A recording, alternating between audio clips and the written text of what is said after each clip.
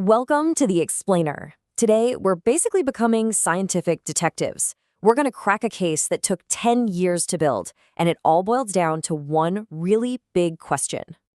I mean, think about it. It's a massive question for public health, right? You've got this brand new vaccine that's supposed to stop a disease, but how do you prove it's actually working? Like, where do you even start? Well, here's the thing, and it might sound a little backward. You start by looking back in time. Yeah, to see what the future is going to look like with a vaccine, you first need this super clear, detailed picture of the past. You need a starting point, a benchmark. And that is exactly what we're digging into today. We're opening up the case file on this huge, decade-long investigation into a really common and pretty serious childhood sickness. So, meet our culprit, rotavirus.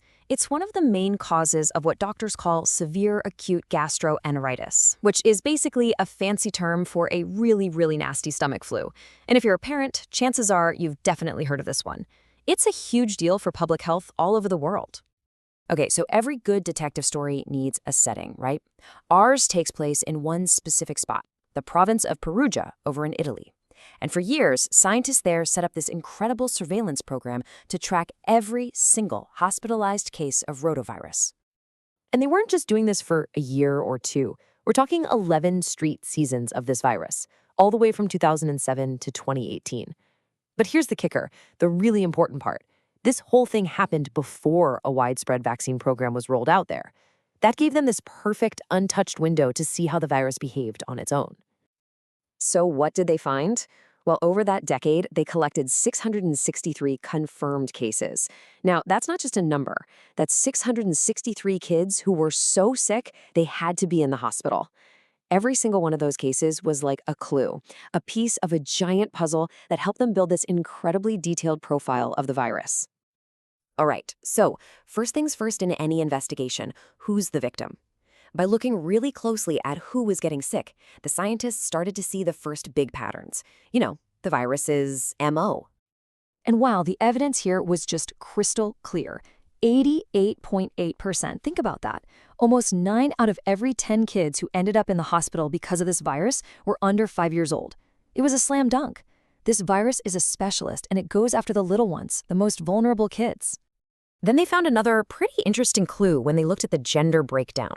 Almost every single year they studied, more boys were being hospitalized than girls. It's a really curious pattern, right? It adds another layer to the profile and makes you wonder if there's some kind of biological reason for it. Something that definitely needs more research. But here's the thing. The virus wasn't predictable at all. The investigation showed that some years it would hit really hard and other years not so much. I mean, look at the peak in the 2010-2011 season. Almost 90 hospitalizations for every 100,000 kids. But then in other years, it was way, way quieter. It just proves that our culprit here is totally unpredictable. Okay, so we're starting to get a picture of who gets sick. But what about the virus itself? This is where the detective work gets really fascinating. See, a virus isn't just one thing. It has different versions, different strains, or to stick with our theme, different disguises. And the way scientists track these is by identifying something called a genotype. Now, don't worry about the term. Just think of it like the virus's disguise. Is it wearing the trench coat and fedora, or is it wearing the Hawaiian shirt? Knowing which disguise is the most popular is absolutely crucial, because you need your vaccine to be able to spot the most common bad guy. And this is what they found.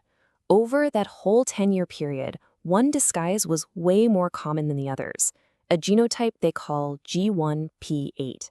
Yeah, the letters and numbers are just scientific labels, kind of like a model number. And as you can see, this one particular model was behind more than 40% of all the infections. This was clearly the prime suspect. But just when the scientists thought they had this thing profiled, the case took a massive plot twist. A totally new player burst onto the scene. Just look at these numbers. In one season, 2012-2013, a strain that was pretty rare before, G12P8, just exploded.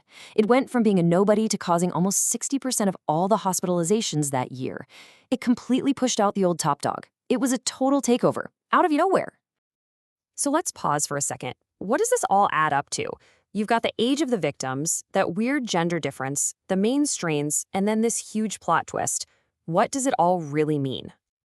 Well, it gives us this, a complete, detailed profile of rotavirus just doing its thing in its natural state. We know exactly who it likes to target, we know its most common forms of attack, and this is so important. We know that it can suddenly change its disguise and catch everyone off guard. And that right there, that whole profile, that is the pre-vaccine baseline. That's the holy grail they were looking for. Because now, when they look at the data after the vaccine was introduced in 2018, they can compare it directly to this blueprint. They can ask, did hospitalizations go down? Did the virus change its disguise again because of the vaccine? They can actually measure the difference. You see, this whole 10-year investigation, it wasn't the end of the story. Not at all. It was just the prologue. It was setting the stage for the next, and maybe even more important chapter in this public health saga. And hey, don't just take my word for it. The researchers themselves said it best. They said, this data is the foundation, the baseline. They need to evaluate all the changes that might happen now that the vaccine is out there. It's all about being able to measure the impact. Which leaves us with one final and pretty exciting question. Now that we have the enemy's blueprint, how does the fight change? What happens next?